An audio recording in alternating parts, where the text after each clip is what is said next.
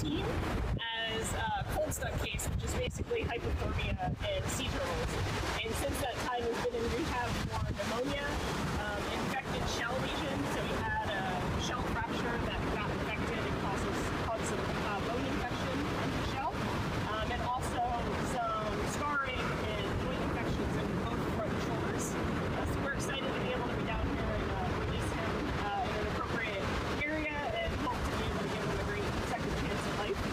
So what we're going to do is we'll go ahead and open the box, and you guys can all come over and take a peek. We'll kind of give him a chance to get acclimated to the daylight. So this turtle is a Kemp's Ridley sea turtle. And Kemp's Ridley, K-E-M-P. So it's not a ninja? It's not a ninja. It's not a Teenage Mutant Ninja. Kemp's Ridleys are the smallest of all the sea turtle species. They only get to be about 50 to 60 pounds as adults, and they're also considered to be the most critically endangered of all 7 sea turtle species. So every individual that we can rehabilitate and get back out to the natural environment is really going to help fulfill and keep the population going for this species. You can see on his back some of these darker areas on his shell were some of the areas that have healed that were previously infected. You can see he lost a little bit of the margin or side of his shell due to some of that infected bone as well. And sea turtles, their shell is all living bone, so they have nerves and blood flow in there, so if you scratch their back, they feel that. The only downside is bone infections can be really difficult since they have lower blood flow to get antibiotics into and to target.